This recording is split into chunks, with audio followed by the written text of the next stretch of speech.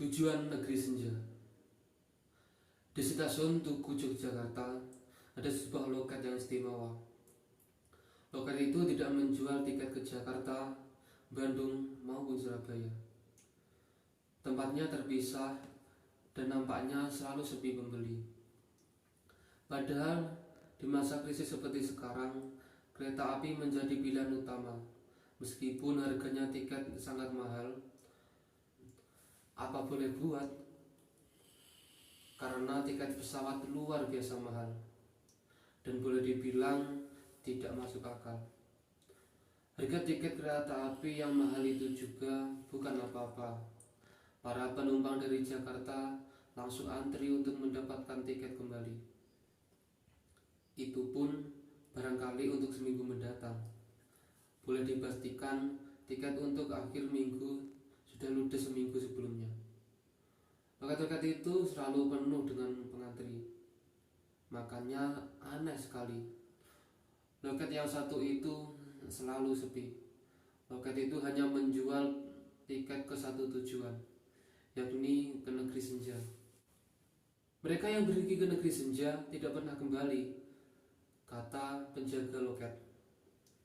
Jadi mereka yang membeli tiket ke negeri senja akan dipastikan sudah siap untuk tidak kembali. Aku heran, bagaimana semua itu mungkin? Tapi orang-orang di stasiun Tugu sudah terbiasa dengan kenyataan itu. Aku baru tahu sekarang, karena selama ini aku mondar-mandir dari Jogja ke Jakarta selalu menggunakan pesawat terbang. Setiap sore muncul kereta api itu ke jurusan negeri senja. Kereta api berwarna perak itu muncul begitu saja dari arah Kali Codet dengan pancaran cahaya yang gilang gemilang. Seolah-olah seperti sebuah kereta kerajaan entah dari mana. Kereta api ini bukan kereta api diesel, melainkan lokomotif biasa yang selalu mendengus dan mendengus. Tapi kereta api ini memang sangat menawan. Gerbong-gerbongnya bagaikan dibuat di negeri dongeng. Bukan hanya karena mengkilap, tapi juga karena ada jendela, kita bisa melihat sebuah dunia yang tidak mungkin. Di dalam gerbong-gerbong itu, kita melihat alam terbentang yang sangat komplit. Sebuah padang rumput dengan danau yang tenang, di mana angsa berenang-renang menyimbahkan permukaannya. Kuda-kuda yang muncul dari celah lembah dan berlari mendaki di bukit. Hutan tropis yang basah dengan bau humus dan nyanyian burung sahut menyaut. Bahkan terlihat pula alam bawah laut yang biru, gelap, dan dalam, dengan ikan-ikan yang tubuhnya mengeluarkan cahaya. Tapi jarang sekali orang yang dari stasiun Tugu ke dalam gerbong-gerbong. Meski pramugarinya yang siap di pintu begitu cantik dan begitu jelita, dengan tubuh dan rambut yang bagaikan selalu merupuk bau malam. Dengan tubuh dan rambut yang bagaikan selalu merupakan bau malam. Kanak-kanak yang berlarian di padang rumput atau taman bermain kadang-kadang berlari ke samping jendela, menempelkan hidung dan pipinya ke jendela, melihat orang-orang di stasiun Tugu, tapi mereka segera berlari kembali. Hanya 5 menit, kereta api itu berhenti. Setelah itu segera berangkat lagi. Setelah sore selalu muncul kereta api itu. Ada atau tidak ada penumpang akan berhenti. Para pramugari turun dan siap di depan pintu. Kalau tidak ada penumpang, kereta api itu berangkat setelah terdengar suara peluit dari petugas, meninggalkan asap batu bara itu yang berkepul-kepul ke langit. Selalu terdengar lengkingannya dari kejauhan ketika kereta api itu menghilang. Setiap kali aku ke Jogja dan pulang ke Jakarta dengan kereta api senja, ku perhatikan kereta api jurusan negeri senja itu. Siapa yang ingin pergi untuk tidak kembali? Ternyata kadang-kadang ada. tidak pernah banyak, paling banter 5 orang, kadang cuma 1 ataupun 2 orang. Mereka itu meskipun pergi untuk tidak kembali, tidak pernah membawa barang banyak. Berapa harga tiket ke sana? Oh, tidak berbayar. Jadi mereka yang datang ke loket ini cuma perlu tanda tangan. Tanda tangan apa? Artinya mereka setuju untuk tidak kembali. Kalau mereka berubah pikiran dan ingin kembali dari sana, tidak mungkin dan tidak pernah terjadi. Seperti apa negeri senja itu? Tidak ada yang pernah tahu. Loh, waktu membangun rel itu sampai kemana? Wah, rel itu sudah ada sejak stasiun ini belum berdiri. Tidak ada catatan apapun tentang hal itu. Dan memang tidak pernah ada yang tahu. Aneh sekali. Orang-orang sini sudah biasa. Adik saja yang sibuk bertanya-tanya.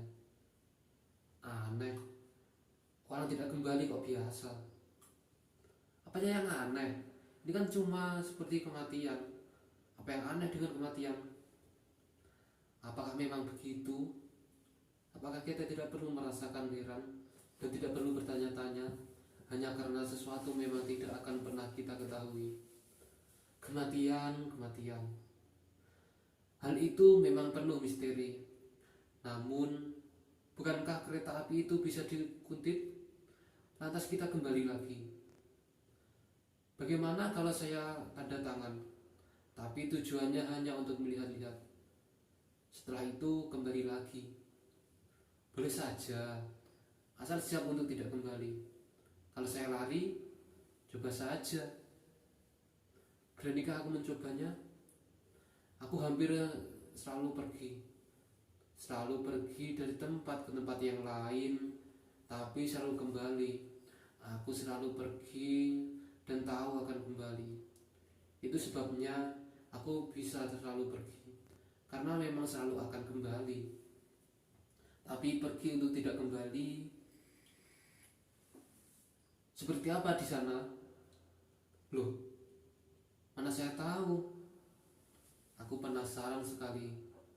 Setiap aku lihat kereta api itu datang, kuperhatikan para penumpangnya. Memang wajahnya sudah terlalu pasrah, siap pergi ke suatu tujuan tanpa membayangkan akan pernah kembali. Kadang-kadang ada satu keluarga yang pergi bersama, seperti mau piknik. Orang-orang yang mengantar banyak yang menangis. Jangan lupakan aku ya, teriak mereka sambil melambai-lambai tangan. Orang-orang yang berangkat selalu tersenyum bahagia. Aku tidak akan pernah melupakan kamu. Aku tidak akan pernah melupakan kamu. Jangan lupakan aku juga ya. Begitulah mereka melambai-lambai sampai kereta api itu menghilang di balik cakrawala. Rel menuju ke negeri senja memang khusus. Mula-mula memang searah dengan rel ke jurusan Jakarta. Tapi di suatu tempat akan memisah, berbelok ke celah sebuah lembah, lantas lenyap di balik kabut. Orang-orang seperti sudah mengerti untuk tidak usah coba-coba menyelidiki, kecuali jika siap untuk tidak kembali. Setiap orang yang pergi ke negeri senja memang tidak pernah kembali, kecuali barangkali di dalam mimpi mereka yang tinggalkan. Setiap senja ku amati peron di mana orang-orang yang siap berangkat ke negeri senja. Mereka datang dengan tenang menuju loket. Kedatangannya lantas duduk tenang di bangku itu. Matahari senja yang keemasan membuat lantai peron itu seperti suasana tegel yang terbuat dari lantai emas. Orang-orang yang duduk di bangku, laki-laki tua, ibu dan anak, nenek-nenek atau seorang pemuda remaja berambut pang, nampaknya begitu tenang dan begitu pasrah wajahnya, seperti mengalami kebahagiaan yang mengatasi keduniawian. Apa yang membuat seorang pergi untuk tidak kembali? Aku ingin bertanya kepada salah seorang di antara orang-orang itu. Tapi peron itu khusus untuk memegang tiket ke negeri senja. Aku hanya bisa memandang mereka seperti juga orang-orang lain di stasiun Tugu. Memandang orang-orang yang berubah menjadi siluet dalam pancaran matahari keemasan yang menyilaukan. Dalam siluet senja mereka seperti bergerak antara ada dan tidak ada, membawa kompor kecil, ransel, dan menelpon ke sana kemari dengan HP. Apakah mereka berpamitan kepada orang-orang tercinta? Apakah dari negeri senja kita tidak bisa menelpon? Apakah negeri senja itu indah? Tidak ada satu kabar burung pun dari sana. Tidak ada pengenalan apa-apa yang membuat kita paling sedikit bisa mengira-ngira, meskipun barangkali salah sama sekali. Tidak ada apapun yang bisa dipegang, meskipun sekedar untuk menduga-duga saja. Hanya nama itu saja, negeri senja. Apalah yang bisa kutebak dari nama itu? Kupandang seorang wanita yang akan berangkat ke sana. Ia melangkah dengan anggun seperti bidadari. Dalam cahaya keemasan, rambutnya panjang dan bergelombang, memberikan suatu rasa kebahagiaan yang aneh tapi abadi. Padahal kebahagiaan itu bersifat fana, sementara sehingga kadang-kadang terasa sia-sia. Padahal kebahagiaan itu bersifat fana dan sementara, sehingga kadang-kadang terasa sia-sia. Apakah negeri senja itu menjanjikan suatu kebahagiaan yang abadi? Sebegitulah jauh orang-orang yang datang ke stasiun ini. Lebih banyak yang memilih pergi ke Jakarta daripada negeri senja. Banyak di antaranya juga pergi ke Jakarta untuk memburu kebahagiaan, memburu mimpi, memburu cita-cita yang terhampar di cakrawala. Meskipun Jakarta sering terasa seperti neraka. Di stasiun Tugu, aku termenung memandang senja. Kereta api yang gilang gemilang dengan tujuan negeri senja itu tiba. Kalau aku menaiki kereta itu, aku tidak akan kembali.